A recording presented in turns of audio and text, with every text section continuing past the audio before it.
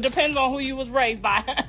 And since he was raised by me and his daddy, we understand. To have that proven to me through what? A DNA test. If Junior is not my son. The chaos surrounding this situation didn't unfold like a typical celebrity scandal. It escalated like a storm that had been building pressure for years, a storm fed by lies, silence, suspicion, and a tangled web of relationships that had been unstable long before Junior was even born.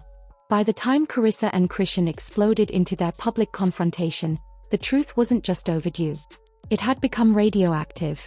Every person connected to this child had been tiptoeing around the same unspoken question for far too long: who is the real father?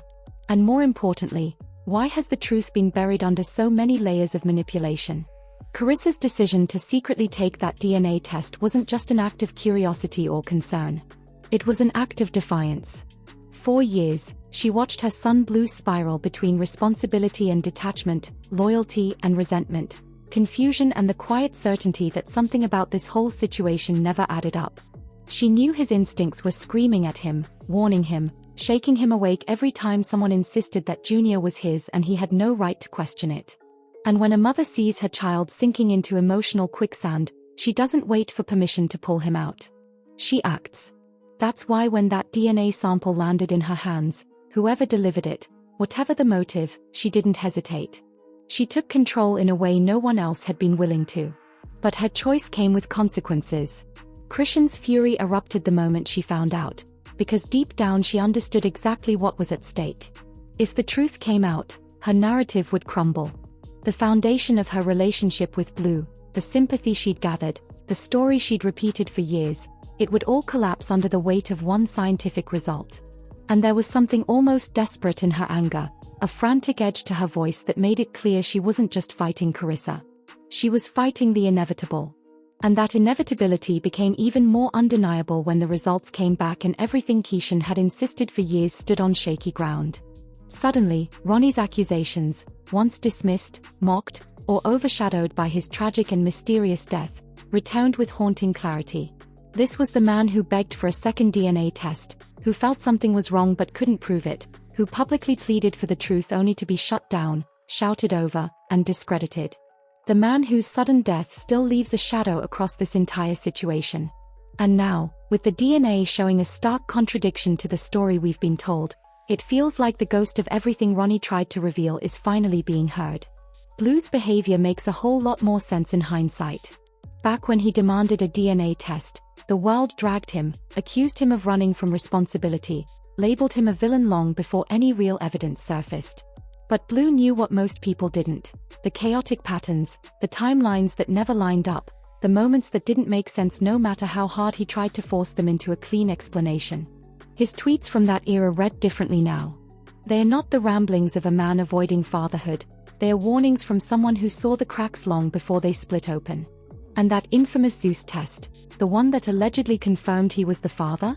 The one everyone pointed to as proof that Blue was just in denial? That test may have been the biggest piece of deception in this entire saga. Whispers from the production side, insiders hinting that the results were manipulated for the sake of the storyline, even Ronnie claiming he discovered it wasn't real. All of it paints a picture of a paternity test staged like a prop, a manufactured truth designed to fuel drama instead of resolve it. And Croc went along with it willingly, using the illusion to reinforce her claims, to shut down Ronnie, to keep public sympathy on her side. But the facade couldn't last forever. Not when every voice around her, Blue's mother, Blue's father, Ronnie's family, even the public, kept pushing for clarity. And certainly not when she got caught posting a fake 2023 DNA test with a case number that didn't match the hospital, didn't match the year, didn't match any identifiable record at all. The moment Steve Wilko's team verified the test was illegitimate, the truth didn't just leak, it gushed. Years of deception unraveled in seconds, exposing just how far Croc was willing to go to keep the lie alive. Now the tension is thick enough to cut with a knife. Carissa and Croc are at each other's throats, not because of petty jealousy or personal grudges, but because the truth has finally cornered them. Blue's mother insists she only stepped in to bring clarity, to give her son peace, to protect a child who has been dragged through the mud before he even had the ability to speak.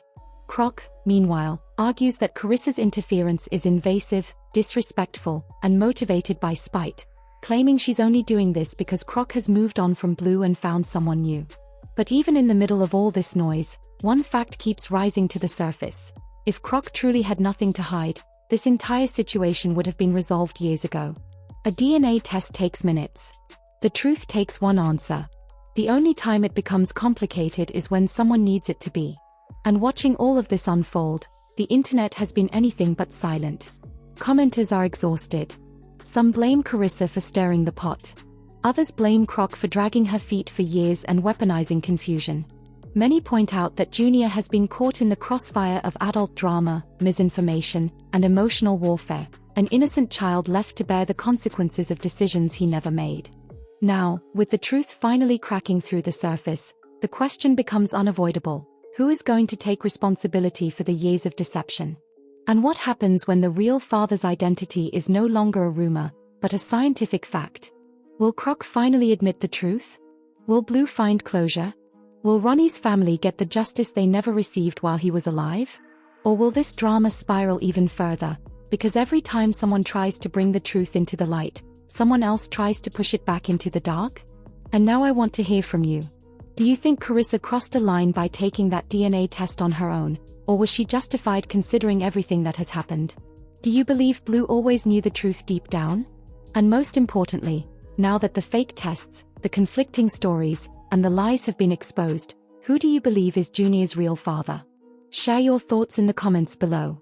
And if you want more breakdowns of stories the mainstream avoids, make sure to like this video, subscribe to the channel, and turn on notifications so you never miss the next deep dive into the truth behind the drama.